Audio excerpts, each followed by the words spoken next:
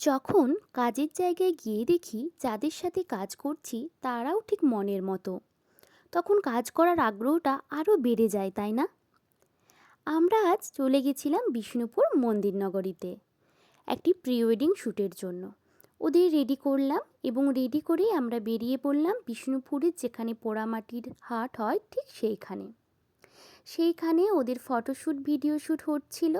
আমরাও বসে বসে ওদের ফটোশ্যুট ভিডিও শ্যুট দেখছিলাম।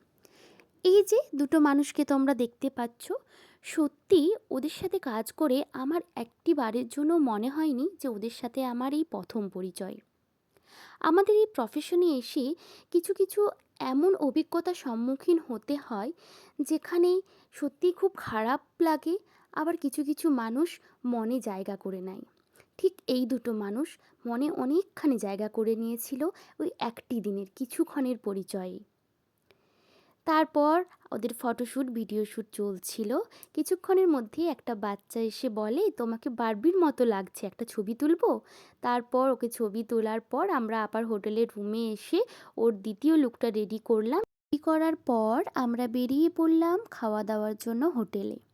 এদিকে আমরা ওনাদের বলেছিলাম আপনারা খাওয়া দাওয়া শুরু করুন, আমি ওকে রেডি করে নিয়ে আসছি।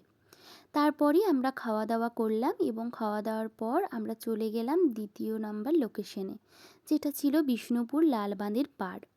এই যে ফটোগ্রাফারদের আপনারা দেখতে পাচ্ছেন, এরাও কিন্তু আমারই বন্ধু, খুবই কাছের বন্ধু।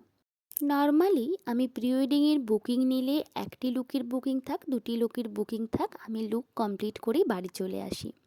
কিন্তু সেদিন আমি ওদের সাথে সেই সকাল থেকে সন্ধে পর্যন্ত কাটিয়েছিলাম এবং ওই টাইমটাতে আমার একটুও বোর ফিল হয়নি। আমি ওদের সাথে সারাদিন কাটালাম। কাটানোর পর যখন সন্ধে হয়ে আসছিল তখন আমরা বিষ্ণুপুরের এই যে প্রবেশপথ, ঠিক তার সামনে একটি মাটির তৈরি মাটির বাড়ির মতো দেখতে ক্যাফে দেখতে পেলাম।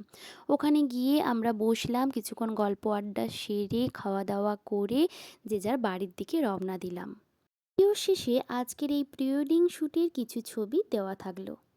তোমরা কিন্তু দেখে অবশ্যই জানিও যে আমার কাজটি তোমাদের কেমন লাগলো। তোমরা চাইলেই তোমাদের স্পেশাল দিনে আমাকে বুক করতে পারো, আমি আমার পুরো ডিটেলস এবং ফোন নাম্বার ডেসক্রিপশনে দিয়ে রাখবো। তোমরা এভাবেই পাশে থেকো, সাথে থেকো। যারা এখনও চ্যানেলটি সাবস্ক্রাইব করোনি প্লিজ প্লিজ সাবস্ক্রাইব করে দিও। টাটা।